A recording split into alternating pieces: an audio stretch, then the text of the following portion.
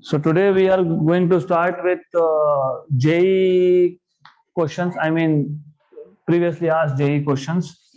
और जब JEE नहीं था तो AI ट्रिपल ही था. You should know that before 2014-15 जो भी year होगा, उससे पहले जो questions है, they are from AI triple E or some other same level exam. Question number 21. I'll directly start with 21. First 20 questions are more or less what we have done already.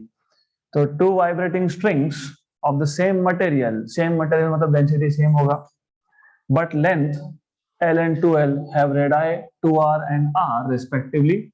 They are stretched under same tension, but both the strings vibrate in their fundamental modes. The one of length L has a frequency N1 and the other has N2. The ratio of N1 by N2 is. So easy question है, you should know. First of all, fundamental frequency is 1/2L root of T by M. लेकिन हमें यहाँ पे M नहीं, हमको यहाँ पे in terms of density and radii चाहिए. तो याद होगा pi r square rho. क्योंकि वो मतलब आप उसको पूरा सॉल्व करते हो, मतलब आप क्या करते हो, आप यहाँ पे इन फैक्ट लिखते हो मास पर यूनिट लेंथ, फिर मास पर यूनिट लेंथ मतलब मास पर यूनिट लेंथ, फिर मास होता है वॉल्यूम इनटू डेंसिटी, फिर वॉल्यूम होता है एरिया इनटू लेंथ, फिर लेंथ और लेंथ होता है कैंसल, फिर आपको मिलता है area into density, but area होता है पाई आर स्क्वायर, क्योंकि वायर है, वायर का क्रॉस सेक्शन होता है सर्कुलर, हमने बहुत बार किया है, तो ये फॉर्मूला मिलता है आपको डायरेक्टली, राइट. तो next time I don't want you to derive again, you need to remember this now. तो अब आपको क्या क्या कांस्टेंट बोला है, आपको बोला है मटेरियल से मतलब डेंसिटी कांस्टेंट और टेंशन भी सेम है, इसका मतलब n is proportional to 1 by length and root of r से मतलब r. हो गया क्वेश्चन सॉल्व. आपको रेशियो चाहिए n1 bye n2. n1 bye n2 will be L2 R2 upon L1 R1. L2 कितना बोला है आपको 2L, L1 कितना है L, R2 कितना है R और R1 is cancel cancel cancel cancel cancel, सब तो कैंसल कैंसल हो गया, तो N1 बाय N2 की वैल्यू आ गई आपके पास 1. तो ratio is 1. Option number B. Next question. For 20 centimeter long string having a mass of 1 gram is fixed at both the ends. तो आपको स्ट्रिंग का लेंथ दिया है, आपको स्ट्रिंग का मास दिया है. The tension in the string is 0.5 Newton. Tension भी बताया है. The string is set into vibration using external vibrator of frequency 100 Hz.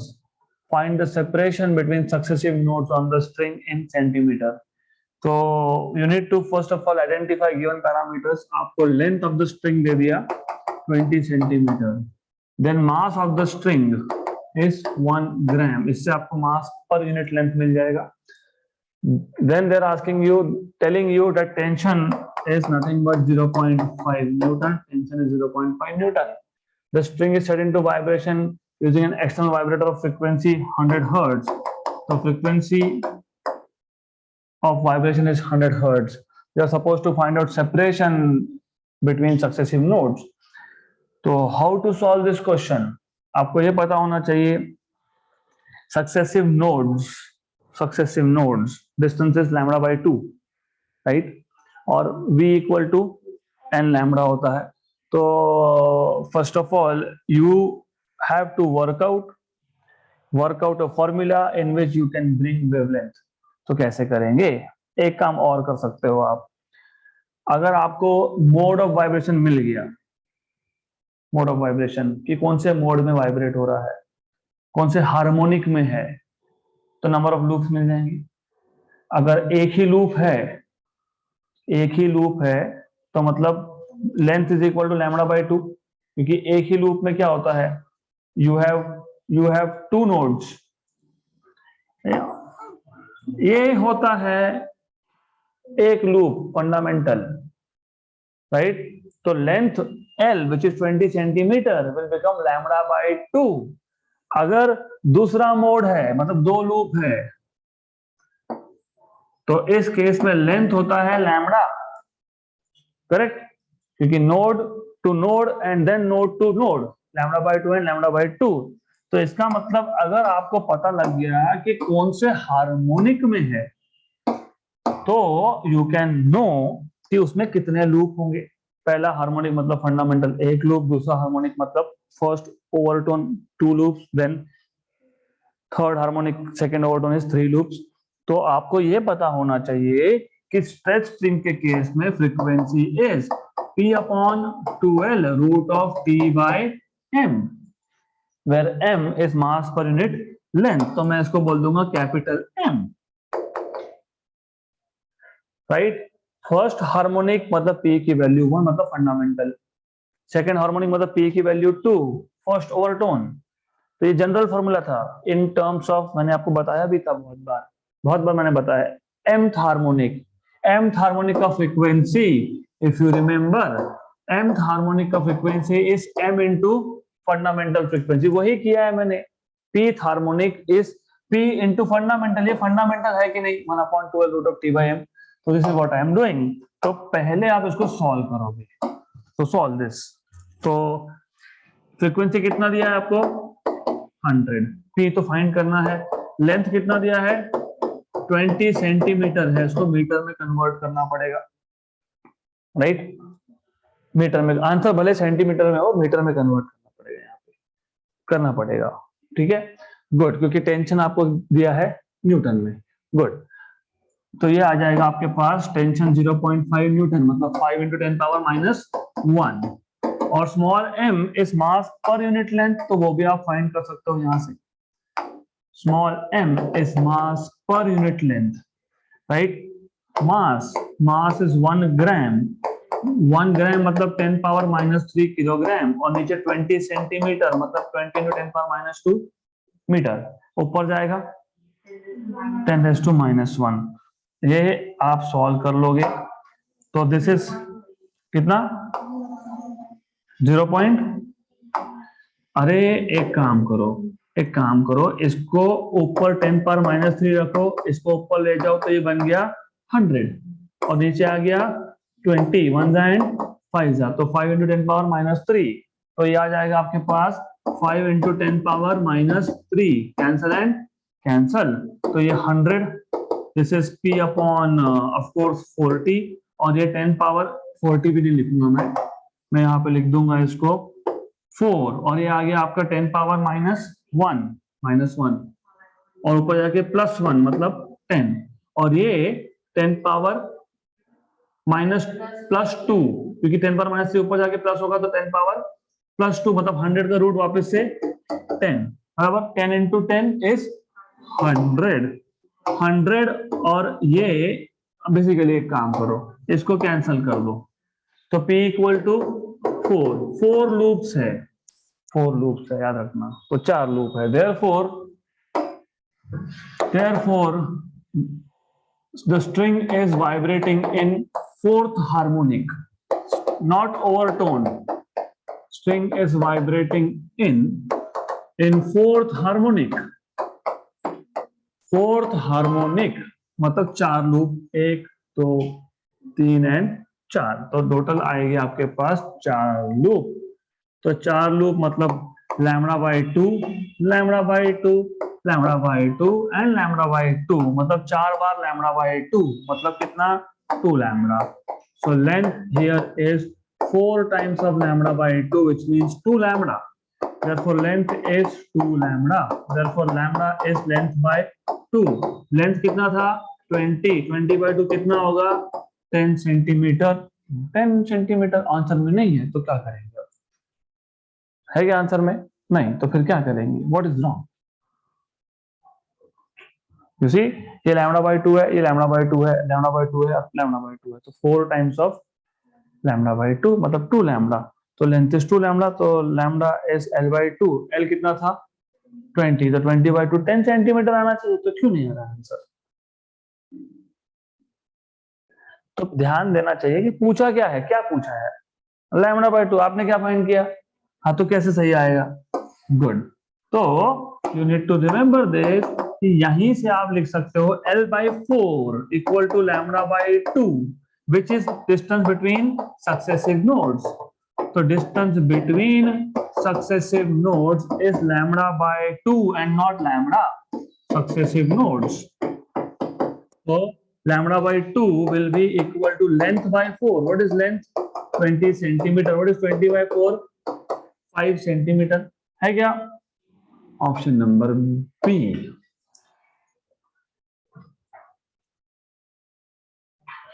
Next question. The equation of a wave on a string of linear mass density, मतलब mass per unit length दिया है 0.04 kilogram per metre, is given by y equal to 0.02 m, मतलब metre में है। Okay, sine of 2 pi t upon 0.04 seconds में है और minus x by 0.50 again in metre. तो टेंशन इन द स्ट्रिंग है, सिंपल है। सबसे पहले ये जो इक्वेशन है आपके पास, यहाँ पे आपको स्टैंडर्ड फॉर्म पता होना चाहिए। You should know that standard equation is a sine of 2 pi small t by capital T minus x by lambda, ये पता होना चाहिए। अब वो क्या चाहिए? Tension. Tension in the string कितना है वो पूछा है। What is tension in the string का formula? v is root of t by m। If you remember, अब यहाँ से कंपेयर करके कुछ पैरामीटर डिराइव करूंगा मैं। v equal to root of t by m, तो v square equal to t by m, तो t equal to v square m, but v is n lambda square, right? n lambda। If you see compare करोगे तो time period turns out to be 0.04, तो frequency is 1 upon time period, और ये है आपका 1 upon 4 into 10 power minus 2, ये ऊपर जाएगा तो 100 by 4 इज 25, तो फ्रीक्वेंसी 25 है। और वेवलेंथ आप देख ही रहे हो, wavelength is directly 0.50,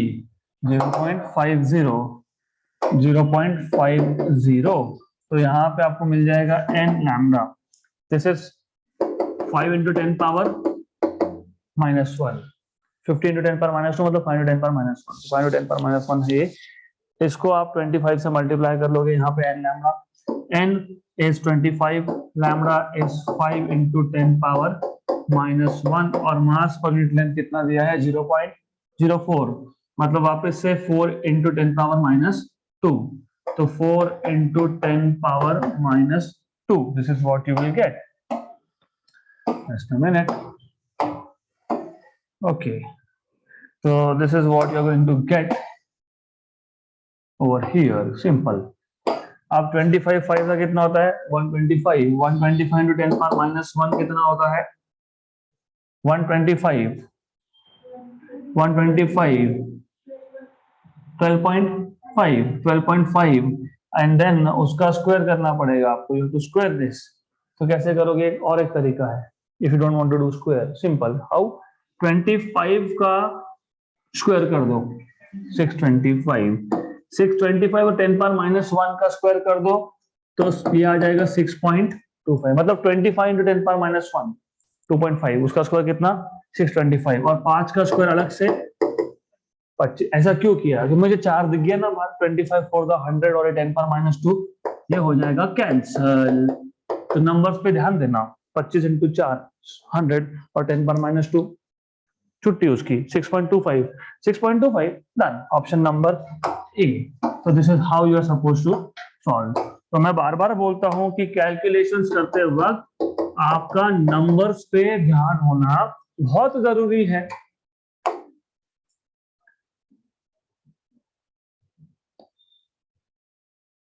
next question, a uniform string of length 20 meter is suspended from a rigid support. So you have a uniform string of length 20 centimeter which is suspended from a rigid support, something like this. A short pulse is introduced at its lower end. It starts moving up the string. So there is a short pulse, मतलब short wave which is introduced here, and it starts moving up the string. तो ये पूछा है आपको the time taken to reach the support is, मतलब the idea here is कि point of suspension से मतलब A पॉइंट मान लो और ये B पॉइंट है, तो B से A तक जाने में कितना टाइम लगेगा, taking value of G as 10 metre per second square. तो लेंथ यू नो, ठीक है, you know what is length, you know what is G, how do you find out time taken for the wave to reach, कैसे करोगे find? आगे कुछ बताया है कि आपको? नहीं, इतना ही बताया, that's it, not nothing to do with fundamental frequency, you are supposed to find out time time to reach. तो क्या क्या पैरामीटर है? You have only two things, length and G. तो you should always always always remember कि आपके पास क्या दिया है और आपको क्या पूछा है, इसमें फॉर्मूला बनाना पड़ेगा। Not every formula will be given to you as ready-made. You have to make something.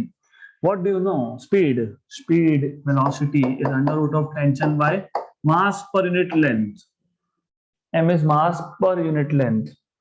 You should also remember tension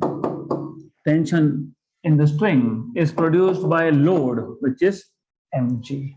यहाँ पे लोड तो कोई है नहीं, तो जो वायर है उसी का मास होगा, तो मास m बराबर, क्योंकि कुछ बोला है क्या, लोड लगाया नहीं लगाया, तो उसका खुद का मास, तो ये नीचे आ जाएगा मास पर unit length, cancel and cancel, right, हो गया मास मास कैंसल। तो आपको मिल गया speed equal to root of ji L. But wait a minute, do you remember velocity is distance upon time? Yes, but velocity is itself distance, distance कितना cover करेगा pulse? Length upon time.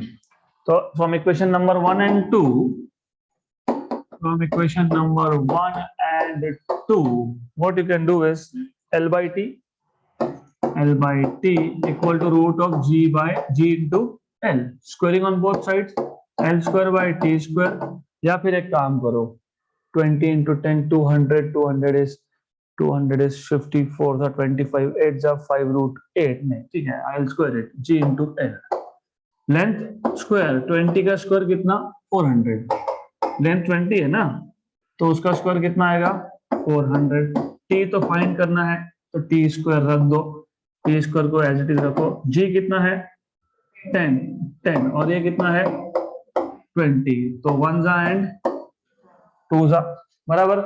तो answer आपको मिल गया T square equal to 2, तो T equal to √2 second. अब √2 second option में दिया तो है, just let me cross check once कि everything is all right or not. Velocity is root of t by m, find m is m per unit length, mass per unit length is okay, cancel gl ठीक है, but v is distance upon time, find L by t, squaring on both sides L square by t square। अब तो फिर मैंने ऐसा क्यों किया, because I could have cancelled it, okay fine, okay that's not an issue, मैं इसको cancel भी तो कर सकता था, कैंसिल हो गया, तो T square is L by G, तो T is root of L by G, L कितना है, ये कितना है 10, तो आंसर तो ठीक है हमारा, आंसर का कोई प्रॉब्लम नहीं है, but just calculation little simple can come, तो under root of 2 seconds, option number C. तो you can have this √2 seconds, या फिर you can also have alternate answer to it, ठीक है। अब देखो क्या दिया है आपको, v तक तो ठीक है, v is under root of ji l, तो v स्क्वायर आपको मिल जाएगा जी एल, तो यहां तक ठीक है। तो आई विल से पॉसिबिलिटी 2, क्योंकि यहाँ पे दूसरा आंसर भी हो सकता है, पॉसिबिलिटी 2। अब आपको पता है v equal to root of ji l है, तो आपको पता है v square equal to g l है। अब आपको ये भी पता है what is acceleration is dv by dt, लेकिन v is not a function of time, v किस पे डिपेंड कर रहा है, डिस्टेंस पे, l पे, टाइम पे डिपेंड कर रहा है क्या, नहीं। तो ऐसे केसेस में हम क्या करते हैं, ऐसे केसेस में हम चेन रूल यूज करते हैं, मतलब हम dv और dt को सेपरेट करके dl और dl एडजस्ट कर लेते हैं। बुक्स में l की जगह पे x यूज होता है, मतलब लेंथ को x बोलते हैं, कोई फर्क नहीं पड़ता, doesn't matter, okay। What is dv by dl as it is?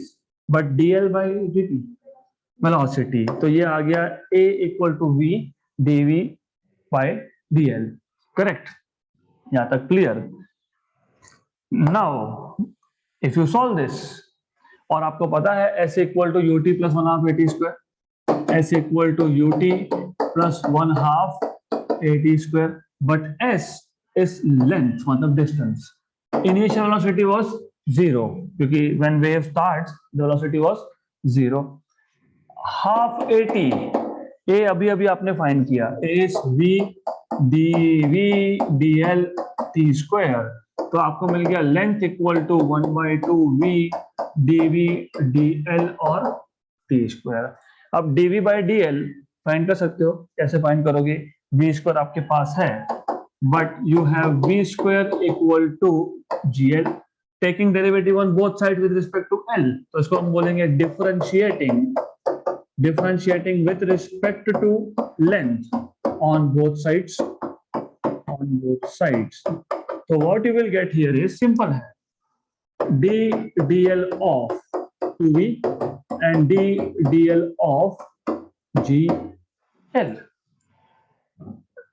v square का डेरिवेटिव 2v आता है बाय द वे, तो यहाँ पे मैं v स्क्वायर लिखूंगा पहले, तो you have v square, what is derivative of v square? 2v, सिर्फ 2v क्या? नहीं, dv by dl, और ये g क्या है? कांस्टेंट आ गया बाहर, dl by dl is 1, right? Correct? तो 2v dv dl that is nothing but g. तो यहां से इसको मैं इक्वेशन नंबर 1 बोल देता हूं, यहां से आपको मिल गया v dv by dl equal to g by 2, equation number 2. दिख रहा है? सिर्फ 2 को हमने कर दिया शिफ्ट, तो v dv by dl equal to g by 2, ये इक्वेशन नंबर 2 इक्वेशन नंबर 1 में सब्स्टिट्यूट करोगे. So from 1 and 2, from equation number 1 and 2, length l is half और v dv by dl, what is v dv by dl? g by 2, और यहाँ पे आ गया t square, तो ये आ गया 4l by g equal to t square, तो t equal to under root of 4l by g. What is length given to you? 20 and this is 10. Cancel and cancel 4 to the 8, ये आ जाएगा 2√2, तो 2√2 second. तो ऐसा तो फिर option number B भी आ सकता है, you can get option number B as well. तो ये दो पॉसिबिलिटीज है depending on question to question. अब ऐसा है, क्योंकि यहाँ पे बोला है a short wave is introduced at the lowest end, मतलब पहले देयर वाज नो वेव, मतलब initial velocity was 0, and since there was no wave then you generate a wave starts travelling. और आपको एक चीज पता होना चाहिए, अगर आपको याद होगा हमने पिछले सेशन में क्वेश्चन सॉल्व किया था, नीचे वेवलेंथ कम था, ऊपर जाते जाते वेवलेंथ चेंज हो गया. वेवलेंथ चेंज होना मतलब स्पीड चेंज होना, because v equal to n lambda. Speed change होना मतलब एक्सेलरेशन होना, राइट? ये जो पहला अप्रोच आपने यूज किया, ये यूज किया है विथ कांस्टेंट वेलोसिटी, अज्यूमिंग कि वेलोसिटी इज कांस्टेंट, राइट? लेकिन हमने कल के ही सेशन में देखा, आई डोंट रिमेम्बर कल या उससे पहले का एक, व्हाटएवर इट इज, जब वायर के एक एंड पे आप वेव को इंट्रोड्यूस करते हो, टॉप तक जाते जाते वेवलेंथ चेंज होता है, वेवलेंथ चेंज होता है मतलब वेलोसिटी चेंज होता है, वेलोसिटी चेंज होना मतलब एक्सेलरेशन होना. तो जो पॉसिबिलिटी 2 है, it is more relevant in this case, क्योंकि यहाँ पे आप लिख रहे हो in terms of acceleration, right? तो ये ऑप्शन भी आ सकता है 2√2. तो I suggest in this case, ऐसा बोलना चाहिए था, नहीं बोला है, नहीं बोला, बोलना चाहिए था कि वेवलेंथ चेंज हो गया, नहीं बोला है, तो फिर अभी दोनों आंसर हो सकते हैं, तो दोनों लिख लो.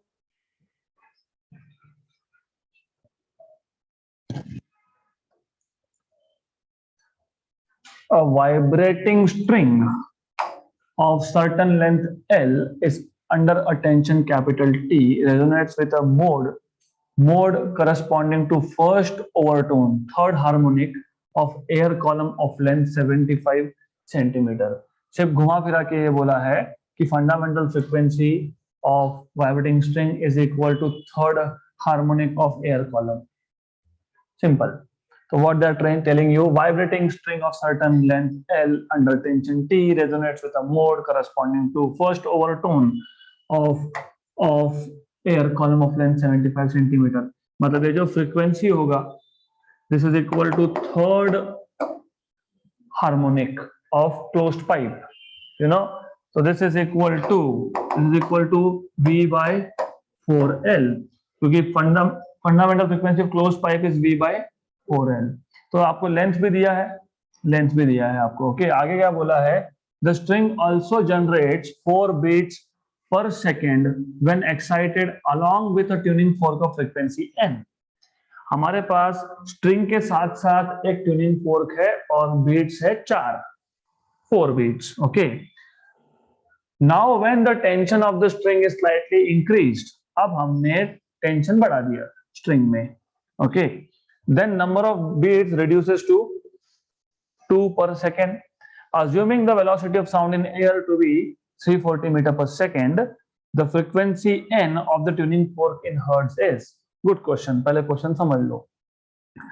You have a string of length L, उसका फ्रीक्वेंसी कितना, फंडामेंटल है कि नहीं वो नहीं बोला, बस फ्रीक्वेंसी बताया. फ्रीक्वेंसी कितना, 3 times of fundamental frequency of air column of length 75 centimetre. तो एक काम करो, पहले इसका फ्रीक्वेंसी फाइंड कर लो.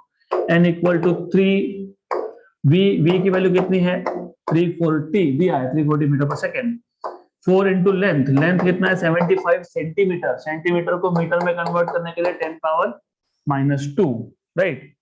Now it's joke calculation. 3/4 0.75, 3/4 क्या होता है 0.75. तो 3/4 is 0.75 into 340 upon 75 into 10 power -2. 340. अगर ध्यान नहीं होता तो इसको ऊपर शिफ्ट करते, फिर कैलकुलेशन करते बैठते. 3/4 is 0.75, नीचे भी 0.75 कैंसल. तो फ्रीक्वेंसी, इसका फ्रीक्वेंसी, स्ट्रिंग का फ्रीक्वेंसी कितना है 340 हर्ट्ज का. अब आपको बोला है कि ये जो स्ट्रिंग है इसको हम अगर ट्यूनिंग फोर्क के साथ वाइब्रेट करवाएंगे तो 4 बीट्स मिलेंगे. तो you get 4 beats. Okay fine, तो 4 बीट्स मिलेंगे. अब अगर हमने टेंशन चेंज कर दिया, if we change the tension then we get 2 beats, right. तो क्या जरूरत है कुछ करने की. ये जो फ्रीक्वेंसी है इसके कितने बीट्स आ रहे हैं, पहले 4 आ रहे हैं कि नहीं. तो you remember, do you remember, you must remember, मैंने बताया था कि ये नॉन फ्रीक्वेंसी आ गया. नॉन फ्रीक्वेंसी के 4 बीट्स, मतलब आंसर विल बी ईदर 344 और इट विल बी 336. दोनों दिए हैं तो फिर सॉल्व करना पड़ेगा. आगे क्या बोला है फिर आगे देखो. Now when the tension is slightly increased, simple. Frequency is proportional to root of tension. जब टेंशन स्लाइटली इंक्रीज होगा तो कितने बीट्स, 2. टेंशन इंक्रीज होगा मतलब फ्रीक्वेंसी इंक्रीज होगा, सही है. तो बड़ा वैल्यू लेंगे फ्रीक्वेंसी का. बड़ा वैल्यू कौन सा है 344. Simple, extremely simple. Now when the tension is slightly increase, the number of beats reduces to 2 per second. Okay, तो what is the frequency of tuning fork in hertz, it is 344. क्यों, क्योंकि tension बड़ा हो गया मतलब frequency क्या होगा, बढ़ेगा. तो बढ़ेगा तो बड़ा नंबर लेना है, राइट. तो बड़ा नंबर लेना पड़ेगा, that is 344. Option number A, simple.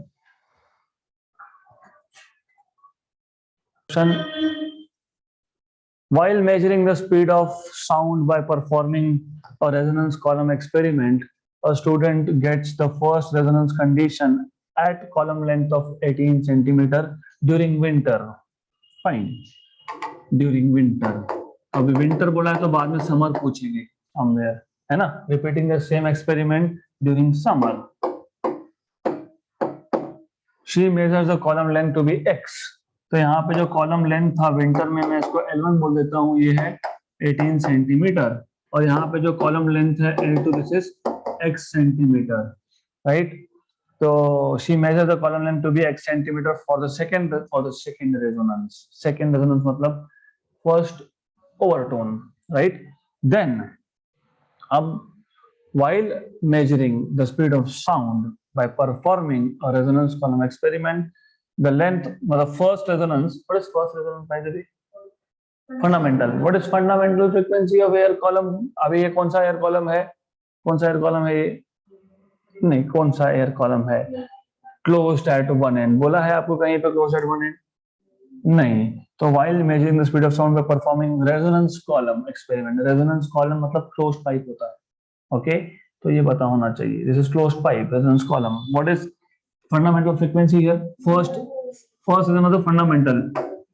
Fundamental frequency कितना आएगा? V by 4L. Fine, good. और वहां पे समर में सेकेंड रेजोनेंस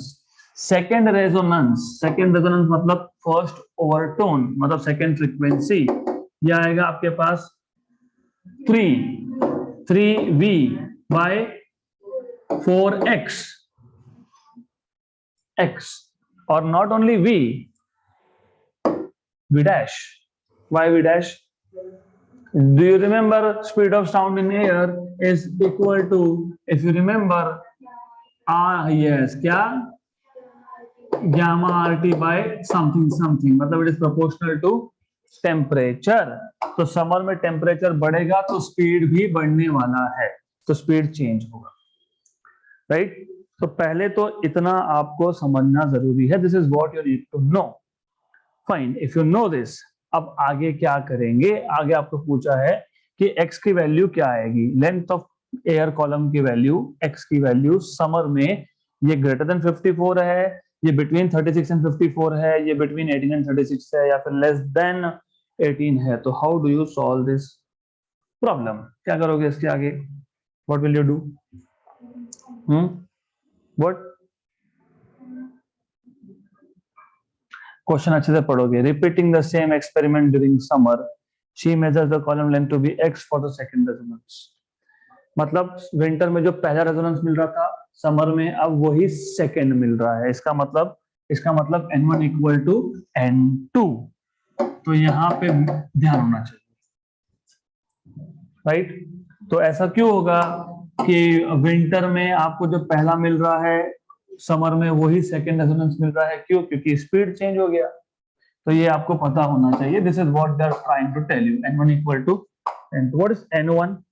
पहले फाइंड कर लो. v आपको पता है क्या? नहीं पता है, तो ऐसे लिखना पड़ेगा v by 4L. लेंथ आपको दिया है 18 सेंटीमीटर. ठीक है, कोई बात नहीं, उसको बाद में करेंगे. n2 is 3v dash by 4x. 4 cancel. Good. अब यहां से आपको मिल गया v dash by v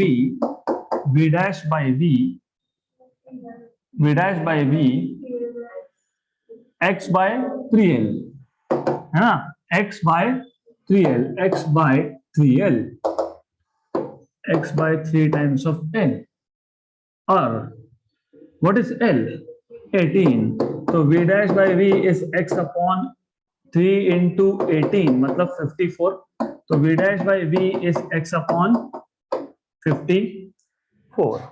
fine, clear यहां तक? But do you remember, as I told you, कि समर में स्पीड होता है ज्यादा. तो v dash is greater than v. Temperature बढ़ेगा तो स्पीड भी बढ़ेगा. ध्यान दोगे तो आपका भी स्पीड बढ़ेगा सॉल्व करने का. Okay, v dash is greater than v. इसका मतलब v dash by v is greater then 1. Therefore, but v dash by v क्या था इक्वेशन 1 से? x by 54. Therefore, x by 54 is greater than 1. मतलब x is greater than, है क्या x is greater than 54? Option number A. Done. So that's it for today. We'll continue with more questions in the next session.